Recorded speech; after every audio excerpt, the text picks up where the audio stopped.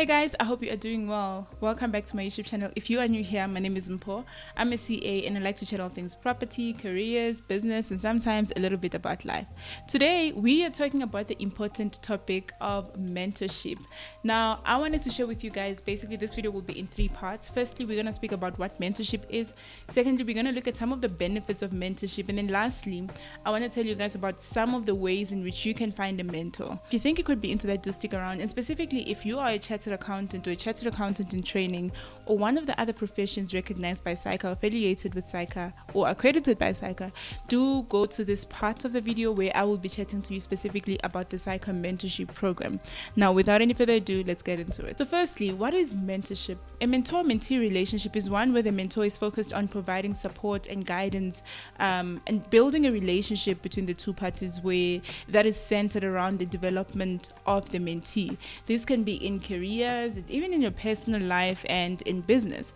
That's what basically a mentorship relationship is supposed to provide. Now, they don't necessarily have to be connecting every day or speaking daily to ensure that that relationship is there, but ideally it is a relationship that can be personal and help you grow or advance in whatever area that you need guidance on. Now, obviously, we see that there's benefit to this, especially in a country such as ours, where most of us don't necessarily have personal relationships with people who are in the same career or in the same career path as we are. And an example of this would be myself. Before I actually started to become a chartered accountant, I didn't even know one person who was a CA in a personal level. The only guy that I know was Dlamini, who I'm forever grateful for, because he came to our school and spoke to us about what it meant to have a career as a CA. And this was actually in the second half of our matric year. And that's when I decided that I was actually going to be a CA. So if it wasn't for Dlamini speaking to us about being a CA, I probably wouldn't be here. And obviously you can see how from that, I was basically alone in this journey. I don't necessarily have anyone that I'm close to that I could go and say, hey, I want to be a CA. How can you help me out? What should I look out for? Where should I do my articles? All of those things. So having a mentor can then help with navigating that sort of dynamic. So what are the benefits of mentorship? And I think I've already touched on it. The first one is that you get to learn from people who are far more experienced than you in the same industry or in the same profession. And that is very invaluable. You get to learn from people's mistakes. You get to learn from hindsight, I suppose, instead of actually having to repeat some of these mistakes yourself. The second benefit is that you really get to soundboard your ideas off of somebody who's more experienced and somebody who's got context that maybe you don't have.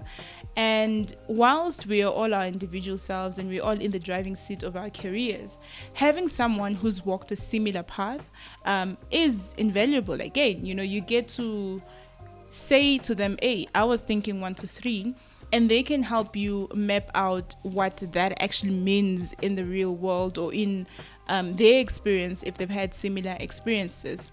The third benefit, I believe, is that you get to build really great relationships with people in the same industry or with people in similar industry, even if it's different industries, but people that could then become, lifelong friends for you, that you can call up, that become your advisors, basically. So the fourth thing is that your mentor could potentially evolve to becoming your sponsor. Now, a sponsor is someone who advocates for you in places where you're not necessarily able to get into. So this could be the boardroom, or this could be where decisions are actually being made and you have this person who's fully backing you. And that could actually open up a whole lot of opportunities for you. So now, where do you find a mentor? Because as I've just mentioned, many of us didn't necessarily grow up with circles that are in the same industries or professions that we are in. The first way that you can look at finding a mentor is looking at your existing circle or your existing organization. Even though we haven't necessarily grown up with people who did the same things as us, we've gotten to this point where we're professionals and, we should have made certain relationships. And what I've also found is that sometimes you get to positions where you've had people, you have connects who have actually been in a mentor-mentee relationship with you, but maybe you didn't necessarily call it or formalize it as a mentor-mentee. But that has actually happened a lot. Even in my own case, there's people that I've had conversations with, I have coffee with on the regular, but we haven't necessarily labeled each other as a mentor/mentee. And this can be, you know, as me in a position of being a mentor, or me in a position of being mentored by someone else. So look into your existing connection, your existing network, your organization, and see if there's someone that you would like to actually have this relationship formalized. Judging from my analytics, a lot of you guys who watch these videos are between the ages of 18 and 35, and this is a big range. So there's people who could benefit from being mentees, but also some of us should be looking at mentoring someone. I know we are at an age in our careers where it's actually quite interesting. You feel like you're just starting, but at the same time you advanced enough to look down and pick up somebody else, and as you're advancing in your career, lifting them up with you. So, you know, this is actually a challenge to some of the older-ish professionals, and older but still under 35. I'm not disrespecting us. That we should also be starting and paying it back, becoming mentors as well, instead of just looking at the person to next mentor us. The second way you can get a mentor is to look into your professional bodies. So I'm a member of saica, and was a part of the saica mentorship program in 2021. I met Dlamini, and she was amazing. She was still in contact now. We're still continuing the relationship because, like I said, it can be lifelong. Even though it was organized within the saica program for 2021, we are actually continuing with the relationship because it's just been that valuable. Dlamini is a CFO in a very big retirement fund. And I'm just thinking, from my perspective, you know, I don't necessarily have people in my circle who are CFOs, but because of the program, because of the saica organized program, I was able to get that benefit. So if you are actually a CA, newly qualified, or even an experienced CA, a trainee accountant, any of the other AGSA and other professions recognized by saica, check it out. It's open to a wider group this year for the first time. Trainees are also invited for the first time. So if you actually want to find a mentor who could evolve into a lifelong relationship, check it out. It's absolutely free. And even if you don't necessarily want a mentor, but you could be a mentor, check it out as well. I have details in the description box below. But even outside of saica, there's other organizations that are bringing together mentors and mentees. The one is also the Mentorship Boardroom, so also do check it out. I'll leave details to them in the description box.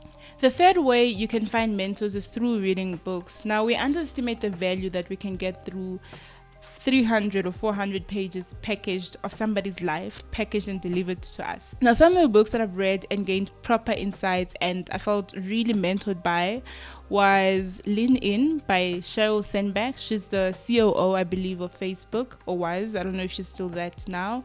I've also enjoyed Intelligence Isn't Enough by Carice, and this book is great for someone who wants to be in corporate and trying to navigate it, especially if you're starting out. Even if you're not starting out, but if you're starting out, you will find great value in it. I also enjoyed Becoming by Michelle Obama. There's many books. Grit is also one of the books that I've really enjoyed. I'm currently reading The 5 a.m. Club by Robin Sharma. So books provide real great values, and you know, you can read it, learn from people, even in the local context. The one that I really enjoyed is Judy Dlamini's Equal But Different. There she spoke to many leaders in South Africa, women leaders, and how their journeys have been. Now, this is a book that covers many leaders, women leaders in South Africa, so you don't get the same depth, but you also get a picture, right, a glimpse of their story. And if you're interested, you could then go on further and getting to unpack them. Also, social media, you know, you could follow people that really inspire you or people that you want to learn from and learn from their posts. And if you really want to take it a step further, contact them and have a relationship with them. That's it, you guys. I hope you enjoyed this video. I hope you found value. If you, again, are a member of saica or want to be a member of saica in whatever capacity, do check out their mentorship opportunity. I'll be there as an ambassador, like I said. And please share this video with one other person that you believe could benefit from it, especially someone who could benefit from the saica mentorship program. That's it for this video, you guys. Until next time, bye.